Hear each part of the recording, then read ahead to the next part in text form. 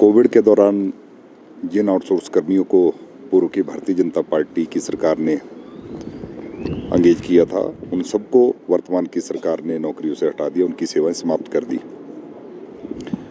इसी विषय को लेकर आज मेरा प्रश्न था और माननीय मुख्यमंत्री जी से मैंने प्रश्न भी किया कि क्या इनको दोबारा से रखा जाएगा या भविष्य में कोई ऐसी योजना है। तो सरकार की ओर से बिल्कुल साफ तौर पर मना है कि ऐसी कोई योजना नहीं है कि इन आउटसोर्स कर्मियों को रखा जाएगा। हमने कहा कि ये बहुत संवेदनशील मुद्दा है। कोविड ऐसी महामारी पूरी दुनिया में आई जो किसी को भी पता नहीं था कि ये कोविड है क्या उसमें। और उस महामारी की स्थिति में जब बेटा पिता के पास नहीं जा रहा था, भाई भाई के पास नहीं जा रहा था, तो ये कोविड के दौरान जो आउटसोर्स कर्मी, चाहे वो वार्ड अटेंडेंट थे, चाहे वो सफाई कर्मचारी थे, चाहे वो ड्राइवर्स थे, चाहे स्टाफ नर्सेज थी, ऐसी बहुत सी अलग अलग कैटेगरीज में जिन लोगों को भर्ती किया गया था, उन्होंने पूरे उस कोविड के दौरान अपनी जान पर खेलकर लोगों की जान बचाने का काम किया। लेकिन ये ऐसी संवेदनहीन सरकार है जहां उनकी सेवाएं समाप्त कर दी, वहीं पिछले 9 महीने से उनको सैलरी नहीं दी गई।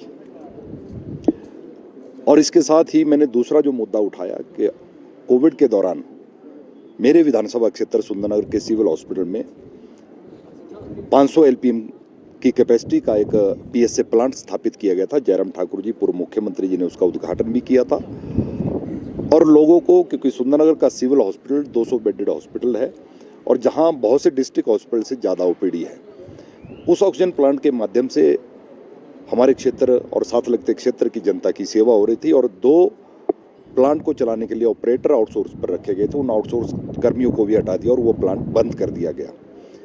पिछले बजट सत्र के दौरान मैंने उस प्लांट का मुद्दा उठाया था कि ये पीएसए प्लांट बंद है, उसकी सर्विस होनी है, उसका एक पार्ट खराब है। तो मुझे सदन के अंदर स्वास्थ्य मंत्री जी ने जवाब दिया था कि 1 सप्ताह के अंदर अंदर ये पीएसए प्लांट जो है वो चला दिया जाएगा।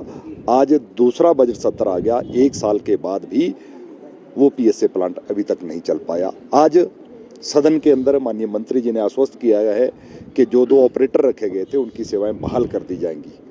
लेकिन अब ये कितना सत्य साबित होगा ये तो भविष्य ही बताएगा।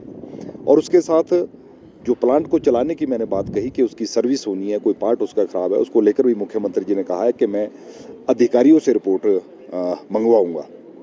मैंने सदन के अंदर भी मुख्यमंत्री जी को कहा कि चुने हुए प्रतिनिधि जनता के सेवक के रूप में मैं भी यहाँ सदन के अंदर हूँ। और अमर उजाला समाचार पत्र में बड़ा प्रमुखता से भी इस खबर को छापा गया है।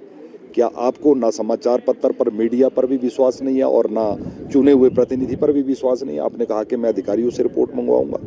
तो मुझे लगता है कि इस सदन के अंदर सरकार की ओर से जो जवाब आता है वो झूठ बोलने का काम जो है सरकार सदन के बाहर तो करती है, लेकिन सदन के अंदर भी कर रही है।